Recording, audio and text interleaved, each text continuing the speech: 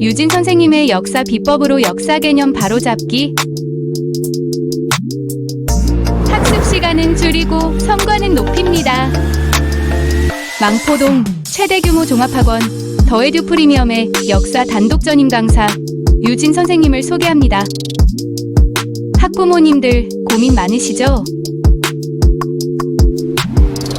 걱정은 노, 역사는 유진.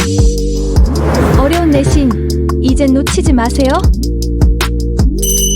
망포동 한국사는, 망포동 세계사는, 저국어 역사 논술 유진. 네, 우리 망포중학교 2학년 친구들 한국사 문제 피드백 2부 시작해 보도록 하겠습니다. 선생님이 첫 번째 영상 올렸잖아요. 그리고 한 일주일 정도 지난 것 같은데 여러분들한테 폭풍 같은 비난을 받아야 됐습니다. 아니 나 안 어렵다고 얘기한 것 뿐인데 여러분들이 아니에요 어려웠다고요 뭐 이러면서 엄청 화를 내더라고요.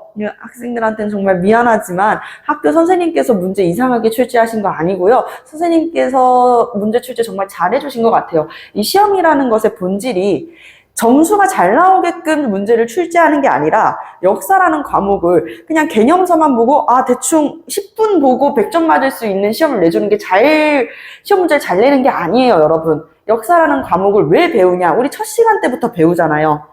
그쵸? 기록으로서의 역사와 그리고 사료로서의 역사, 우리는 이것을 통해 가지고 우리가 살아왔었던 선조들의 선대의 발자취를 통해 가지고 우리나라는 이런 나라구나, 그리고 우리 민족은 어떻게 고난과 역경을 이겨왔었고 우리 민족한테는 어떠한 문제의 상황들이 처해져 왔는지 과거사를 통해 가지고 반성을 하기도 하고 미래 앞으로 일어날 일들에 대해서 어떻게 할 수가 있어요? 그렇죠. 더 많은 여러 가지 과거에는 이랬으니까 우리는 이런 방법을 쓰지 말고 이런 방법을 써보자, 이렇게 생각을 해야 되는데 여러분들은 지금 역사를 너무 문제풀이식으로 접근을 한 것 같아요. 그래서 학교 선생님들의 문제를 보니까 굉장히 다 꼼꼼하게 알고 있나 아닌가를 확인하는 문제들이 많았었던 것 뿐이지 난이도 자체가 높고 낮고를 따질 수가 없어. 일단 난이도가 어렵지가 않았으니까요. 여러분들이 진짜 어려운 문제를 안 봤군요. 자, 그래서 사담은 여기까지 하고 우리 7번 문제부터 같이 한번 봐보도록 하겠습니다. 7번, 가에 해당하는 내용으로 옳은 것을 보기에 있는 대로 고른 것은. 자, 어린 나이에 즉위한 해공왕이, 자, 해공왕 나왔죠? 진골 귀족의 반란으로 살해됐어요. 그렇죠. 해공왕이 누구예요? 마지막 무열왕 직계손이에요. 무열왕 직계손이다. 그래서 해공왕이 죽고 나서부터는 우리가 뭐라 그랬어요? 신라 하대라고 한다 그랬어요. 신라 하대. 이 신라 하대는 통일신라 하대 얘기하는 거야. 자, 통일신라 하대는 150여 년 동안 왕이 20명이나 바뀌는 등 엄청난 혼란기가 찾아오게 된다. 가장 혼란했던 시기가 어느 왕 때였었다고? 진성여 왕 때였었다고 이야기를 했었죠. 자, 그러면 우리가 선생님이 신라를 이해하기 위해서 제일 쉬울 수 있는 방법으로 찝어줬었잖아요. 신라 이제 5세기 이후의 신라, 그리고 5세기와 6세기, 그리고 우리 삼국통일 언제 돼요? 그렇지, 7세기 후반에 돼요. 왜요, 선생님? 7세기 후반이에요? 676년이잖아요. 그쵸? 그렇기 때문에 7세기 후반이죠. 그래서 통일에 맞물려 있는 왕들로는요, 무열왕, 그리고 문무왕, 그리고 신문왕이 있어요. 신라 5세기부터 6세기까지 우리가 알아야 되는 왕은 4명의 왕이 있었죠. 뇌물마립간, 편의상 뇌물왕이라고 적겠습니다. 이후부터 신라라는 국호를 사용하고 중국식 왕호를 사용하는 지증왕이 되겠습니다. 지증왕 13년 섬나라 우산국 세종실록 지리지 강원도 을지연 뭐 한 사람이에요? 그렇죠. 우산국으로 이사부를 파견해가지고 우산국을 정벌했었죠. 자, 그리고 나서 법흥왕은 법을 흥하게 하는 왕으로 불교를 수용하고 율령을 반포하는 등 나라의 이 중앙집권 체제를 더 강화하는 인물로 우리가 알고 있으면 됩니다. 자, 그 다음은요, 나라를 진짜 흥하게 하는 이 6세기 신라의 전성기를 맞이하게 하는 왕이죠. 바로 진흥왕입니다. 자, 그래서 선생님이 지법진 이렇게 기억을 해야 된다라고 이야기를 했었어요. 자, 그러면은 내무랑 지중왕, 법흥왕, 진흥왕, 무열왕, 문무왕, 신문왕, 그리고 신라. 여기 요거는 다 무열왕 직계잖아요. 그쵸? 무열왕의 아들이 문무왕이었어. 무열왕이 왜 무열왕이야? 최초의 진골 출신 김춘추가 왕에 오르잖아요. 나당 동맹에 성공했었던, 체결시켰었던 이 김춘추가 무열왕으로 즉위하고 나서 통일되느냐? 그건 아니에요. 무열왕이 했었던 업적은 백제 멸망까지예요. 660년. 그 이후로 663년에 이 백제의 부흥운동을 진압했었던 것은 문무왕 시기, 그리고 삼국이 요때 이제 통일이 됩니다. 그리고 고구려의 부흥운동도 문무왕이 그렇죠. 지원을 했었죠. 그래서 안승을 고구려 후예의 국가라고 하는 보덕국의 왕으로 추대했었던 것도 마찬가지로 문무왕이 되겠습니다. 자, 그 이후로 삼국이 통일되고 나서부터는 신문왕 시기였었다. 우리 신문왕께서는 두 가지 고민이 있었다 그랬어요. 첫 번째 고민은요. 이제 전쟁이 끝났으니까 동네 진골들이 다 전쟁일 때는 아무 말 못하고 있다가 이제 전쟁 끝났으니까 나도 왕할래 라는 목소리가 나왔었다고. 그래서 우리 신문왕께서는 이 자녀 진골 세력들이 계속 주변에서 세력을 키워가면서 나도 왕할래 라는 목소리를 내지 못하게 하기 위해서 왕권 강화, 강력한 왕권 강화를 꿈꿨었던 인물이었었고, 두 번째 고민은 무엇이었냐? 통일이 됐었다 그랬잖아요. 통일이 됐었기 때문에 이제 고구려도 망했고 백제도 망했어. 그러면은 나라가 없어진다 그래가지고 거기에 살고 있던 사람들도 없어집니까? 아니잖아요. 그쵸? 고구려민과 그리고 백제민들, 그리고 고구려에서 살고 있었던 말갈인들까지를 다 어떻게 포섭하지? 어떻게 우리가 다 통합할 수 있을까? 라는 게 이제 우리 신문왕의 두 번째 고민이었다. 그래서 민족통합이 두 번째 고민이었었다. 이렇게 보시면 되겠습니다. 자, 그리고 나서 통일신라, 요때 이제 해공왕, 이 뒤로부터 쭉쭉쭉쭉 왕들 이어져 있죠. 하지만 해공왕이 피살된 이후부터는 기껏 신문왕이 왕권 강화 해놨는데 이제 왕의 힘이 뚝 떨어지게 되는 것이에요. 신문왕 시기에는 왕의 권한과 그리고 왕 옆에 있었던 집사부의 장관인 시중의 역할이 같이 올라가고 육두풍로의 권위도 올라가게 돼요. 하지만 이렇게 왕과 시중의 권한이 올라가면은 귀족 세력들은 어떻게 되겠어? 내려가겠죠. 그쵸? 그러니까 반대로 진골 세력과 그리고 누가 내려가겠어요? 그렇지. 바로 신라의 귀족회의를 담당하는 가장 높은 책임자 상대등입니다. 상대등의 권한이 내려가게 되는 거야. 근데 이제 해공왕 피살 이후부터는 요게 반대가 된다라고 볼 수가 있어요. 그래서 해공왕 이후에는 150여년 동안 왕이 20명이나 바뀌게 되는 완전한 혼란기에 처하게 되는 것이죠. 여러분들 제가 단순 계산으로만 생각을 해봐요. 이 20명이 10년씩만 집권을 한다고 해도 200년이거든, 얘들아. 근데 왕이 10년 넘게 집권을 하는 사람들도 있잖아요. 근데 20명이 150여 년 동안 집권을 했었다? 정말 왕이 계속 바뀐 거야. 눈 뜨고 깜빡하면은 또 왕이 바뀌고, 실제로 막 1년 뒤에 또 왕이 바뀌고 이러는 경우들이 있었어요. 그래서 여기부터는 신라의 혼란기다라고 볼 수 있으며, 이렇게 신라의 혼란기, 이 해공왕 피살 이후에 우리가 기억해줘야 되는 왕들이 있습니다. 그 왕들 많이 생각하라고 이야기하지 않을까? 한 3명 정도만 기억해 놓으면 돼요. 바로 원성왕과 그리고 진성여왕, 최대 혼란기였죠.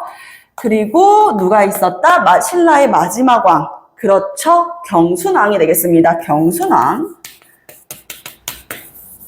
이렇게 3왕 정도만 기억을 해주시면 돼요. 원성왕 하면 우리가 딱 기억나야 되는 건 뭐가 있죠? 그렇죠. 유교 경전을 얼만큼 읽었느냐에 따라 가지고 품가를 지급하는 상품, 중품, 하품 이렇게 3개의 품가를 지급하죠. 그래서 독서 상품과가 됩니다. 독서 상품과. 선생님 저 학교에서 안 배웠어요. 네, 다행이네요. 네, 고등학교 때 배우실 거예요. 자, 그리고 진성여왕. 진성여왕 하면 우리가 3가지의 난을 기억을 꼭 해줘야 된다 그랬어요. 첫 번째 뭐예요? 원종과 애노의 난. 어디에서 난을 일으켰다? 그렇죠. 사벌주, 상주에서 난을 일으켰다. 신라는 구주 오소경 체제였으니까요. 자, 그리고 수도까지 이렇게 밀고 들어왔었던 빨간 바지를 입은 도적대, 바로 적고적의 난입니다. 적고적의 난. 자, 그리고 세 번째는요, 무진주, 광주에서 난이 일어납니다. 전라도 광주, 누구죠? 전라도를 굉장히 사랑했었던 백제러버. 맞습니다. 견훤입니다. 자, 견훤의 난입니다. 견훤의 난까지 이렇게 세 가지의 난을 기억해 주시면 되고요. 여러분들이 나중에 이제 고등학교 가가지고 만나게 될 문제 같은 경우에는 이 견훤의 난 있잖아요. 견훤의 난이 무진주에서 일어났는데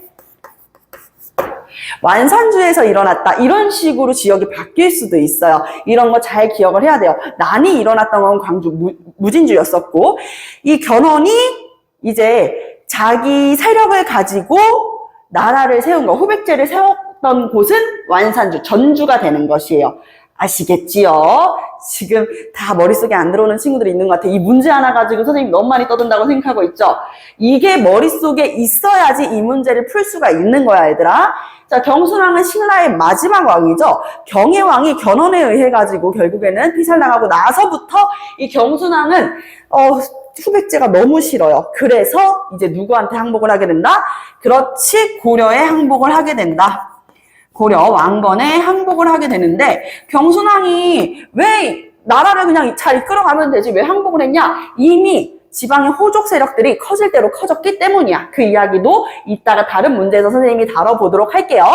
자, 그러면 지금 우리 신라 하대의 모습으로 옳은 것을 고르면 되겠네요. 그러면 여기 내무왕, 지증왕, 법흥왕, 진흥왕, 무열왕, 문무왕, 신문왕까지의 왕들에서 있었던 것은 고르면 돼요? 안 돼요? 그렇지, 안 된다는 거야. 자, 요거 볼게요. 김음돌의 날을 시작으로 농민분기가 확산되었었다.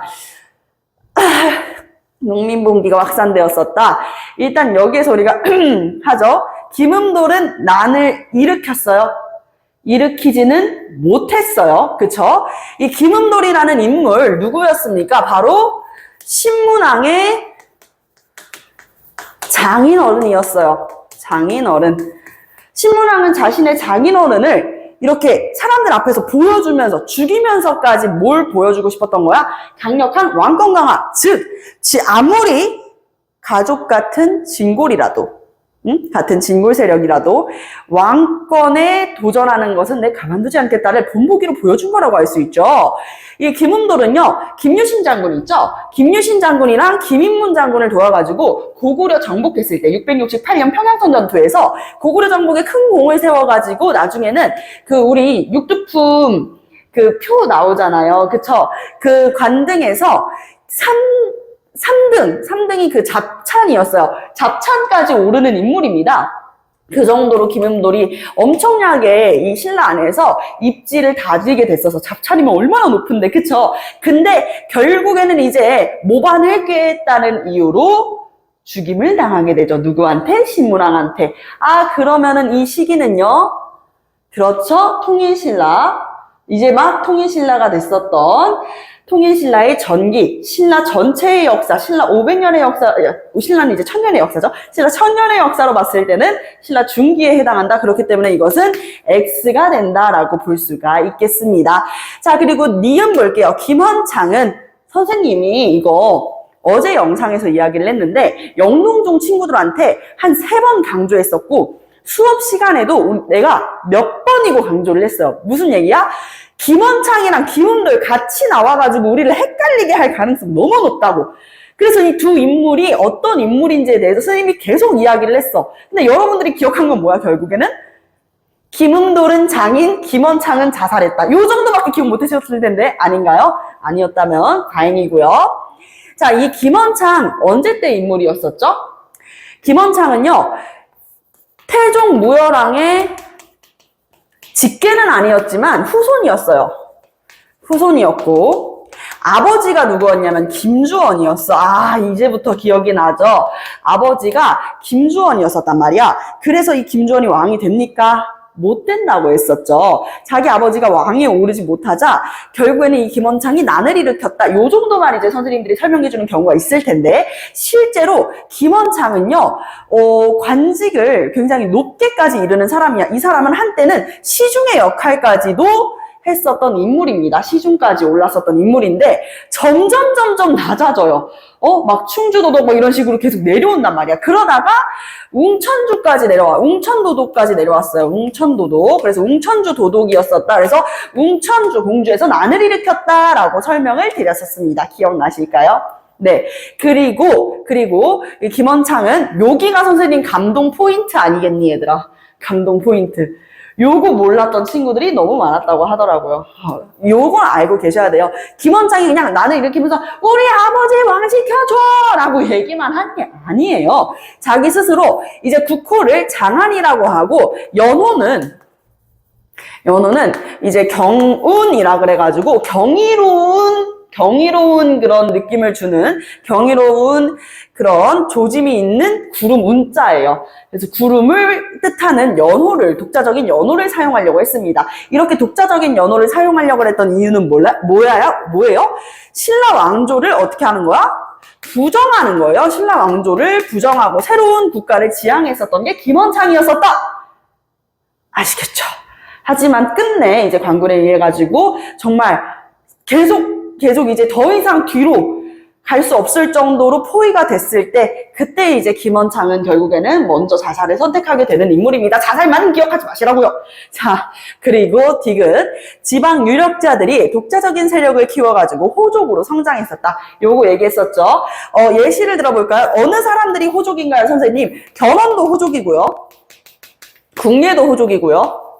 궁예가 누구의 부하였어? 양길의 부하였었지, 원주. 자, 양길도 호족이었었고요. 왕건도 호족이었었고요. 여러분들, 장보고도 호족이었어요. 다 호족이었습니다. 스스로 성을 쌓고 성주라고 칭하는 세력들, 다 호족 세력들이었고, 이 호족의 기반이 됐었던 건 뭐라 그랬어요? 미음에 나와 있네요.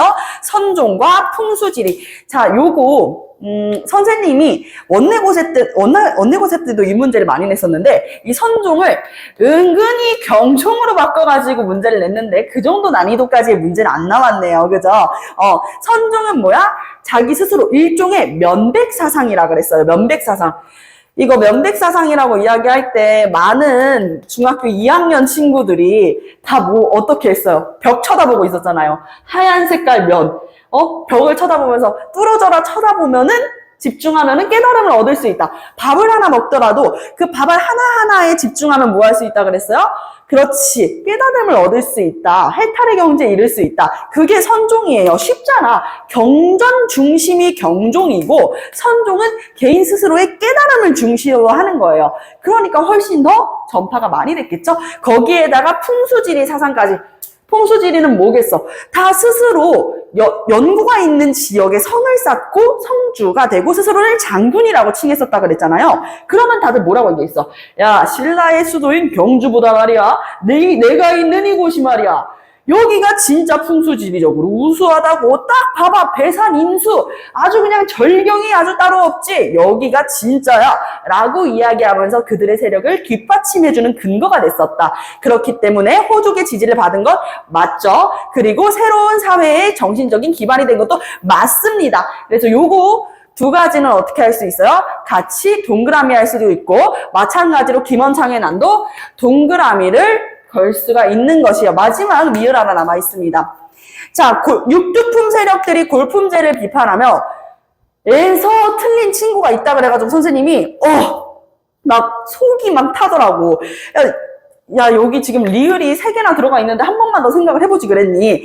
자, 육두품 세력들이 골품제를 비판하면서 현실개혁을 요구했다. 왜 이 문제를 틀렸냐라고 물어보니까 선생님, 신라 그래도 이 통일신라 되고 나서부터는 왕과 시중의 역할이 올라가면서 육두품의 권한도 같이 육두품의 이 권력도 올라갔다라고 들었는데, 그래서 육두품이 왕과 가까이에서 왕의 정치적인 자문을 구하는 그런 고문의 역할까지 했다고 하지 않으셨어요?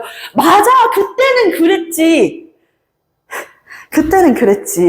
근데 해봉왕 피살 이후 신라 하대로 접어 들어가면서부터는 육두품의 권한도 계속 어떻게 되는 거야? 낮아질 수밖에 없는 거야. 육두품도 그래도 너무나도 답답한 거야. 내가 이 사람들을 왕으로 모셔야 되나? 야, 이게 진짜 나란가? 여러분들, 진성여왕한테 나라를 이렇게 국정을 운영하시면 어떻겠습니까? 라고 상소 올린 사람 누구예요? 최치원이었었잖아요. 최치원 얼마나 똑똑해. 당나라에 가가지고 빔공과에 합격할 정도였었는데요. 그쵸? 그런데 이 최치원의 시무십조 어떻게 됩니까? 그렇죠. 거절당하죠. 최치원은 충격에 빠진 나머니 산에 들어가서 살았다. 기억하는 거 뭐야?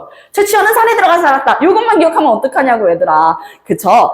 그래서 이 육두품 세력들은 이제 오히려 왕실이 아니라 호족 세력들이랑 결탁을 하게 되는 것이에요. 그게 신라 하대의 모습입니다. 그 차이점을 이해해 주셔야 돼요. 골품제를 비판하면서 현실 개혁을 요구했다. 요것도 정답이 된다라는 거예요. 그래서 정답은 니은, 디귿, 리을, 미음까지 되겠습니다. 기원 장애난, 그리고 호족 세력의 성장, 호족 세력의 기반이 되는 선종과 풍수지리, 그리고 육두품 세력들의 골품제 비판까지가 정답이 돼서 7번의 정답은 5번이 된다. 요런 문제 굉장히 좋습니다. 요거 충분히 5점 납득할 수 있는 문제였어요. 어려우셨다고요? 이해하겠습니다. 자, 다음 문제 한번 넘어가 보도록 할게요.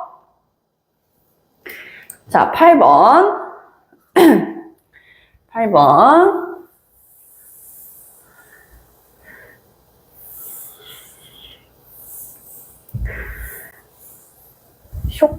쇽. 자, 신라의 삼국 통일에 관한 대화로 옳지 않은 것은 4점짜리 문제인데요.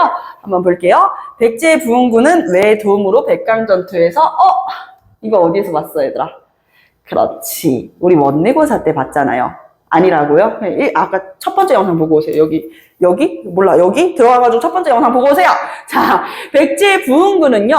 이 백제랑 일본이랑 엄청 친했었다고 그랬잖아요. 그쵸? 백제에서도 기록이 그래. 고구려에 대한 칭찬은 거의 없는데 백제에 대한 칭찬은 아름다운 나라라고 칭하면서 백제는 굉장히 우호적인 관계로 외교를 이렇게 했었다라는 게 그 기록 자료에도 남아있어요. 그래서 왜 도움으로 백강전투에서 승리했으면은 백제가 있었겠지 얘들아. 패배를 했었죠. 백강전투도 패배를 했었다. 요거 바로 정답입니다. 옳지 않은 것은이잖아요. 그쵸? 그러니까 바로 요게 되는 것이죠. 나머지 한번 볼게요. 삼국 문화가 하나로 융합되어 민족 문화의 기틀이 마련되었다. 이거 정말 감사한 문제입니다, 여러분. 삼국 통일의 의의를 서술형으로 쓰는 문제들 진짜 많거든요. 선생님이 또 논술 강사라서 서술형 문제를 그렇게 좋아하잖니, 얘들아. 나라면 이거 서술형으로 냈어요. 근데 여러분들 이런 게 그냥 이렇게 선지로만 나오는 문제라고 하니까 얼마나 쉬운 문제예요. 그쵸? 삼국 문화, 고구려와 백제, 그리고 신라의 문화가 하나로 처음으로 융합되는 거잖아. 그치? 첫 통일이야. 민족 문화가 처음으로 하나가 된 거야. 그래서 거기에 대해서 민족 문화의 기틀을 마련했다는 것에는 큰 의의가 있다. but, 신라가 고구려의 땅을 잃어버리면서 그쵸. 고구려의 영토는 넘겨주기로 당나라랑 약속을 하고 나당동맹을 체결한 거 아니에요. 그래서 옛 고구려, 만주 고구려 영토는 이제 우리가 잃어버렸지만 나중에는 거기에 발해가 건국이 되죠. 동모산 지린성 근처에 바로 고구려의 옛 장수 출신이었었던 대조영이 발해를 건국하게 되는 것입니다. 그러면서 이제 조선 후기의 실학자였었던 유득공이 자신의 저서인 발해고에 남겼었던 남북국 시대가 열리게 되는 것이죠. 아시겠지요? 자, 그리고 신라는 나당전쟁에서 승리했어요. 당의 한반도 지배 야욕을 좌절시켰다. 자, 여기에서 원래 학교 선생님이 시험 문제 절대 어렵게 낸 거 아니라 그랬죠. 만약에 이게 어려웠으면요. 나당 전쟁에 대한 명칭이 들어갔을 거예요. 675년 그리고 676년에 이게 잘 안 나오나 봐. 흰색으로 대체하겠습니다. 자, 675년에 매소성 전투 그리고 676년에 기벌포 전투까지 누가 승리를 한다? 바로 신라가 승리하게 된다. 선생님의 특강을 들은 친구들한테는 이때 신라가 승리할 수 있었던 이유도 이야기를 했어요. 왜 당나라가 그렇게 강했었던 당나라가 신라랑 전쟁을 해가지고 졌을까? 요거 궁금한 친구들 나중에 선생님한테 질문해 주시고요. 자, 그리고 당의 한반도 지배 야욕, 그거는 어디에 나와 있어요? 바로 여기에 나와 있습니다. 문제 매우 친절하거든요. 그쵸? 한반도 지배 야욕을 어떻게 알 수가 있어요? 이걸로 알 수가 있다는 거야. 660년에 백제 멸망시키면서요, 웅진 도독부를 세웁니다. 웅진이 어디 있는데요? 옛 백제의 수도였죠? 두 번째 백제의 수도였었던 공주를 뜻하고 있어요. 자, 그리고 계림도독부로, 이 도독이라는 게 뭐라 그랬어? 그 지역에 관할하는 가장 높은 관직을 도독이라고 불렀었잖아요. 그러니까 아까 김원창에 난 얘기했을 때 김원창이 웅천주 도독이라고, 웅천도독이었었다고 이야기를 했었잖아. 이때 당나라에서 우리 신라의 왕, 당시 백제 부흥운동 중이었었거든요. 백제 부흥운동 중이었으면 신라의 왕 누구예요? 그렇지, 바로 문무왕이에요. 무열왕 아닙니다. 자, 문무왕 시기 때 이 문무왕을 계림대 도독으로 자기 맘대로 임명까지 했었다는 거야. 신라의 왕이잖아요. 근데 왜 왕이라고 안 하고 계림? 도독? 이런 칭호를 썼던 거예요. 그 역시 마저 이 한반도 지배의 야욕이라고 우리가 이해를 해볼 수가 있는 것이죠. 나라의 왕, 국왕으로 인정을 해주지가 않는 거지, 거의 도독이라고 하는 하나의 관직으로만 생각을 했다는 거니까.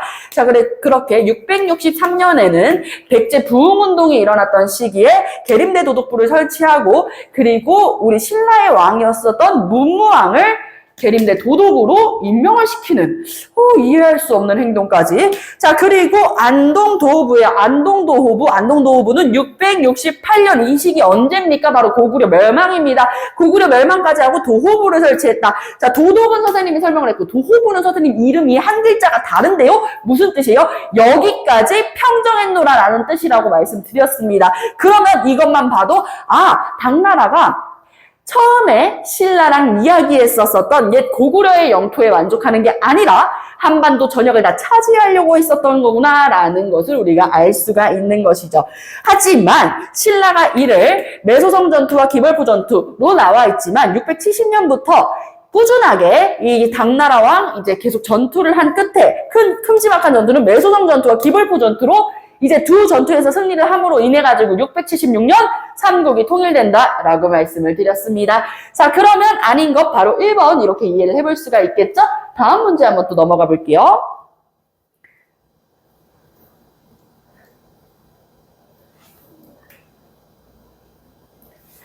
자, 9번.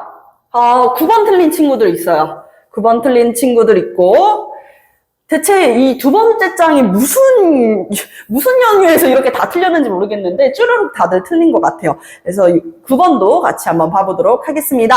자, 각국 대외 교류 내용으로 옳지 않은 것은, 일단 이거 2명이 틀렸는데 한 친구는요, 이걸 못 봤대요. 각국을 못 봤대요. 문해력은 선생님의 영역이 아니거든, 이건 얘들아. 그래서 문제를 많이 풀어보라고 얘기를 하는 건데, 왜냐면 이걸 그냥 아무 생각 없이 그냥 남북국 시대로만 생각을 한 거야. 여기 앞에 친절하게 나와 있음에도 불구하고 그냥 요거를 보고 경남도가 나와 있네? 남북국 시대 아닌가? 해가지고 5번을 했다고 해요. 그렇죠? 아닙니다. 자, 문제 끝까지 봐주시고요. 또 한 친구는 왜 틀렸냐고 하니, 선생님 저 지리는 어려워요.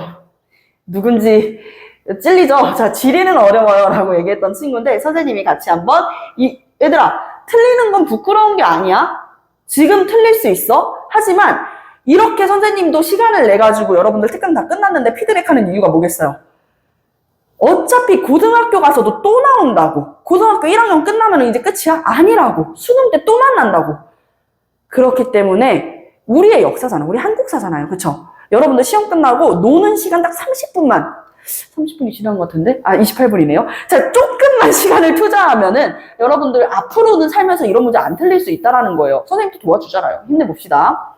각국의 대외 교류 내용으로 옳지 않은 것은 1번, 신라와 가까운 울산항이 국제무역항으로 변성했었다.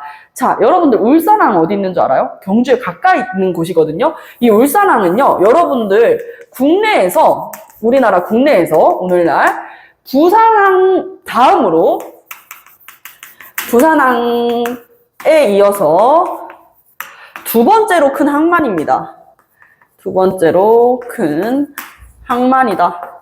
요 정도는 알고 계셔야죠. 몰랐다면 지금 알면 돼. 자, 이 울산항은요, 신라시대의 대표적인 국제무역항이었었다라는 거, 교역항이기도 했었고, 그러니까 무역을 하기 위한 교역항이기도 했었고, 플러스, 여기 수군들, 주군이 아니라요. 자, 수군의 중심지기도 했었습니다. 수군 중심지였기도 했었다. 이렇게 봐주실 수가 있어요.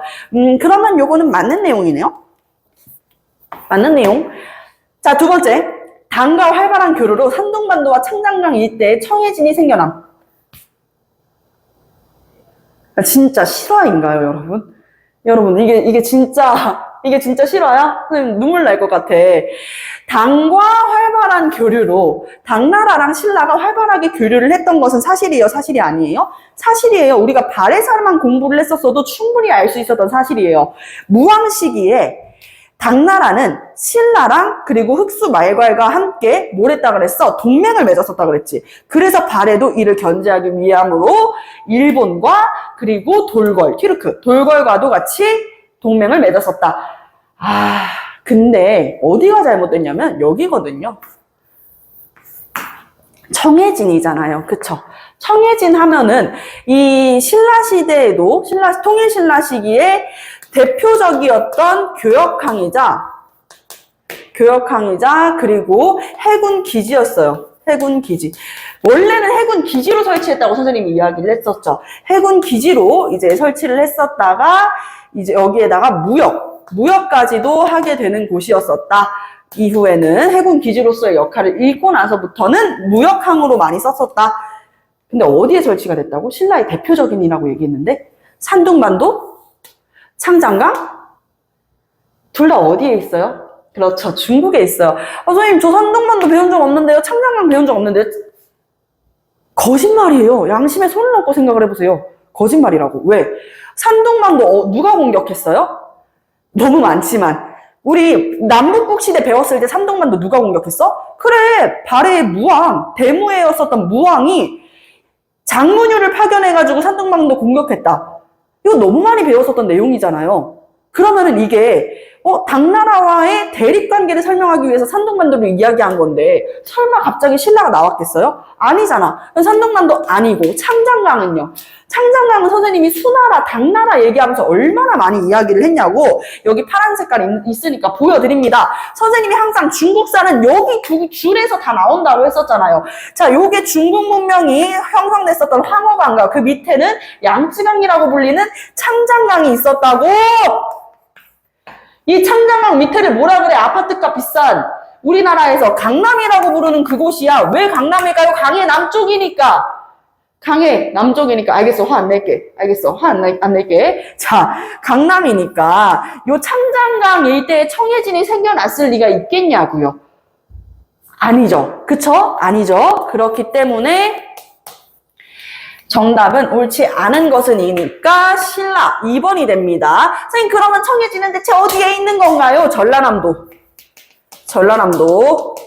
완도에 있습니다. 완도에 설치되어 있습니다. 아시겠죠? 처음에는 장보고가 군사 기지로서 이 해적대들을 토벌하려는 목적으로 설치를 하고 해군 기지로서 쓰이다가 더 이상 해군 기지로서 할 일이 없는 거야.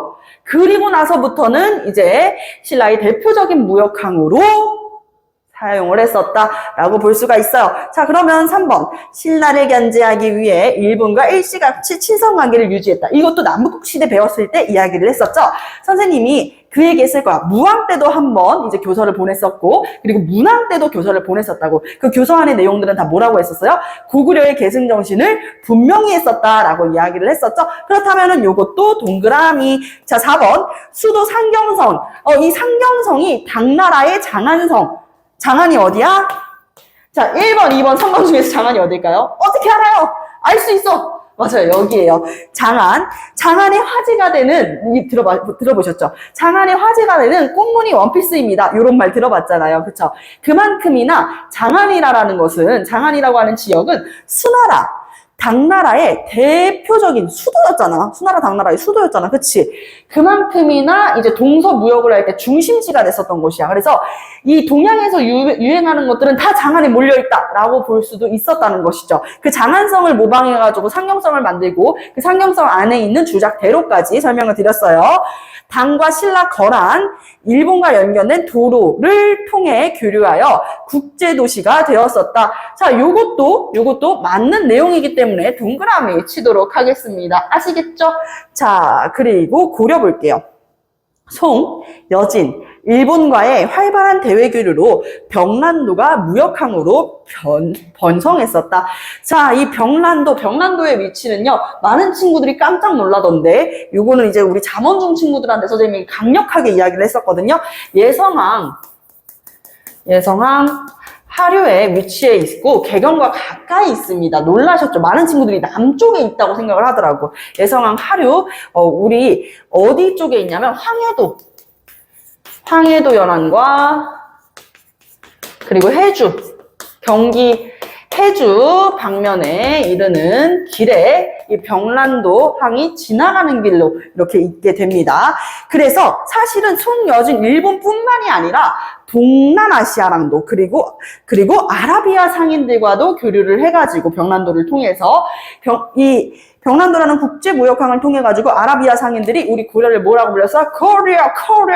코리아라고 부르게 되었었다. 자, 그래서 정답 2번 해보면서 넘길게요. 문제가 너무 좋아요, 여러분들. 그쵸? 아니라고요? 어쩌라고요? 자, 그러면 이제 10번까지 한번 해보도록 할게요. 10번.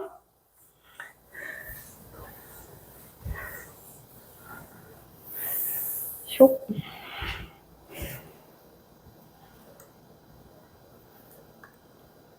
자, 요것도 이제 틀린 친구가 있습니다. 더 언급하진 않을게요. 자, 인물과 활동의 연결이 옳지 않은 것은 문제 천사다, 얘들아. 신라 불교에서 요 정도 난이도로 나온 건 천사야. 학교 선생님한테 감사해야 돼. 진짜예요. 자, 원효 볼게요. 불교 사상의 조화와 대중화에 앞장섰었다. 원효는 당나라에 가요? 당에 가지 않아요. 여러분들이 맨날 유행인 하나의 밈처럼 사용하는 원효대사 해골물만 알고 있으면 뭐하냐고. 해골물을 마시고 나서 깨달음을 얻어. 아, 정말 당나라까지 가는 길 너무 고되고 힘들고 계속 걸어가지고 막 갈증도 나고 미쳐가지고 죽을 것 같은데 여기 웬 물이 한 바가지 있네? 후루룩. 와, 진짜 너무 시원하고 너무 달콤하고 너무 맛있다. 갈증이 한 번에 싹 해소가 되는 거야. 그리고 나서 원효가 자고 일어났어. 그때 밤이었거든. 자, 자고 일어났을 때 어제 마셨던 그 물을 한 번만 더 마시고 싶은 거예요. 그래서 그 물을 마셨던 곳으로 갔는데 두둔. 내가 마신 물이 뭐야? 맞아요. 이 두개골에 고여있는 썩은 물이었었던 거야. 내가 시체에 있던 물을 마시다니.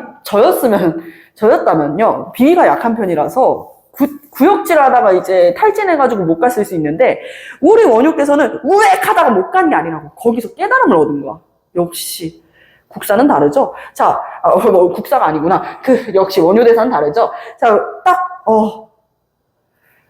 내가 내 마음으로 이 물이 정말 맑고 깨끗한 물이다 라고 생각하면은 그렇게 되는구나. 일심사상을 얘기하는 거야. 나의 이 생각과 마음을 하나로 하는 사상. 일심사상을 주장했었다. 그러면서 그 길로 당으로 가지 않고 다시 귀국하게 돼요. 그래서 돌아와가지고 화쟁사상을 이야기하면서 불교의 대중화에는 어떻게 사람들, 지금 신라 사람들 다 농사 짓고 대부분이 농민이잖아. 우리나라는요, 역사적으로 1950년대에 일어났었던 6.25 전쟁까지도 많은 사람들, 많은 국민들이 다 뭐하고 살았다고요? 농사 짓고 살았었다고요. 농사 짓기에 바쁜데, 거기에, 이 한자로 되어 있는 불교 경전 읽으면서 그렇군 하고 있는 사람들 없단 말이야. 그래서 우리 신라에 살고 있는 국민들한테 이 불교를 쉽게 설명해 주기 위해서 이야기했었던 게 아미타 신앙입니다. 자, 우리 이 극락정토, 동방정토에 나무 아미타불만 이야기를 해도 깨달음을 얻을 수 있다라고 이야기를 하면서, 정말 쉽잖아. 이름만 얘기를 하면 되는 거야. 그치? 그래서 이제 불교 대중화에 앞장섰던 인물이었었다. 화쟁 안 들어가 있는 것만으로도 우리 다행이에요. 그죠? 자, 그리고 2번. 당에서 화엄학을, 그렇지?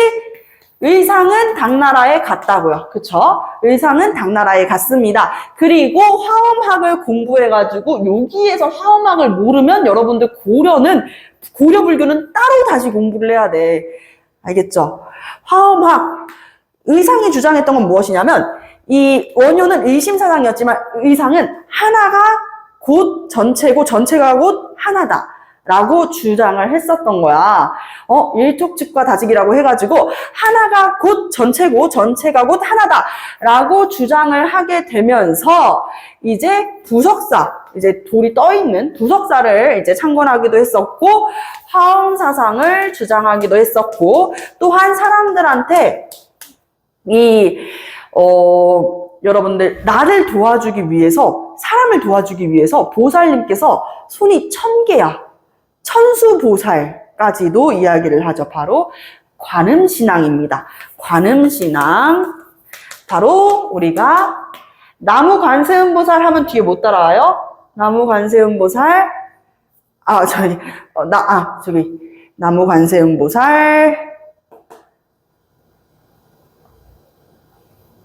네, 관세음보살. 나무관세음보살 하고 나서 나무아미타불, 관세음보살 이렇게 이야기를 하잖아요. 그래서 이제 아미타 신앙과 관음신앙을 같이 이해할 수가 있다. 뭐에서 지금 잠깐 꼬였지? 자, 이 관세음보살, 이 관음신앙, 관세음보살께서 우리 손이 1000개나 있어가지고 인간들을 도와준다라는 거예요. 그렇게 의상도 마찬가지로 불교의 대중화에 앞장서기도 했었습니다. 그리고 부석사를 창건했다. 이것도 맞는 내용이고요. 해초 볼게요. 인도에 가서 유학 공부를 하고 네? 자, 인도에 가서 유학 공부를 하고 네? 해초가 인도에 가고 싶었던 이유가 뭐야? 해초도 승려잖아요. 불교가 어디에서 시작해요? 불교의 시발점이 어디야?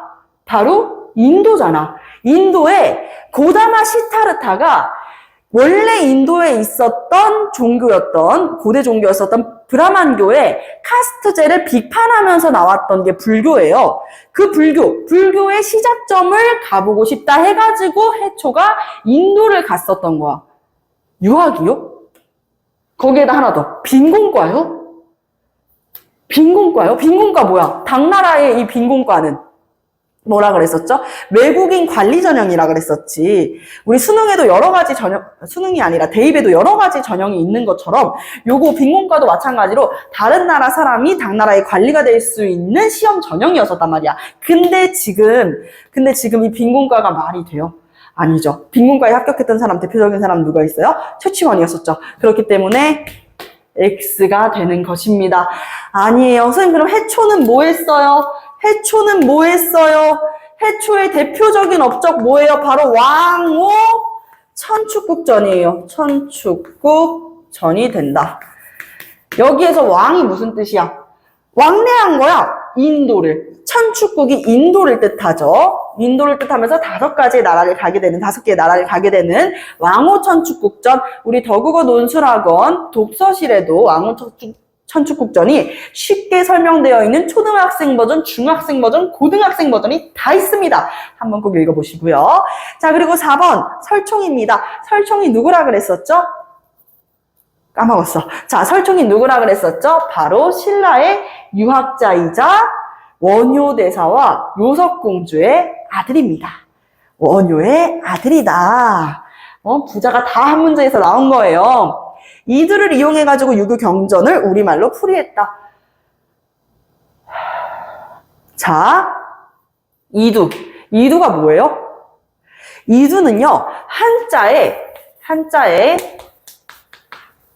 음과 그리고 뜻이 있을 거 아니야. 한자의 음과 뜻. 이것을 우리말로 바꾼 것이에요. 이것을 뜻을 빌려가지고 우리말로, 그 당시 신라말로 적은 차자표기법이다. 그래서 이 이두라는 것, 즉슨 한자를 신라말로 바꾸어가지고 이제 우리말로 풀이를 했었다. 맞죠? 맞죠? 자, 그리고 김부식 볼게요. 선생님, 불교 아니에요? 아버지가 불교인데요? 설총은요, 여러분들, 유학자예요. 아시겠죠? 유학자. 요거까지 설명드렸습니다. 육두품 출신. 자, 그리고 김부식도 나왔다. 김부식도 이렇게 쉽게 나오면 너무 고맙지. 유교사관에 입각해가지고 삼국사기를 편찬했다. 맞죠? 그리고 이 삼국사기에 무슨 내용은 빠져 있어요? 그렇지. 고조선에 이런 단군설화 같은 내용들은 빠져 있어. 고조선에 단군신화까지 들어가 있는 삼국 땡땡은 뭐예요? 삼국 유사입니다. 누가 썼다고? 고려 후기에 승려였었던 이련이 있었다고.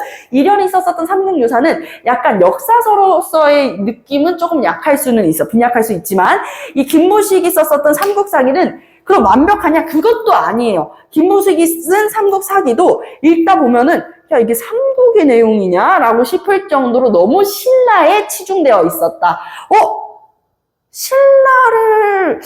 신라에 치중되어 있었다? 김부식은 또 고려 사람이잖아, 여기에서. 그쵸? 고려 사람이었었던 이 김부식. 그래서 묘청의 난, 바로 서경천도 운동에서도 개경파로서의 입장을 강하게 했었구나라는 것을 알 수가 있는 것이요. 왜? 우리 고려가 어디를 계승한 나라라고 주장했어요? 신라를 계승한 나라다. 신라가 천년 동안 한 번이라도 수도 바꿨냐? 안 바꿨다. 그렇기 때문에 수도를 옮겨서는 안 된다. 그 김무식입니다. 유교사관에 입각해가지고 삼국사기를 편찬했었고요. 반대로 묘청은 그렇지 숙녀 출신이었었죠. 불교 풍수지리설을 주장했었죠. 근거로. 자, 그러면은 설명 다 끝났네요. 정답은 몇 번이에요? 3번이 되겠습니다. 짜잔. 어렵지 않게 풀어볼 수 있는 쉬운 문제였습니다. 자, 이렇게까지 하고 그리고 다음에서는 여러분들이 또 자주 틀린 문제 3부에서 또 만나도록 하겠습니다. 고생하셨고요. 내 자신 고생하셨습니다. 안녕.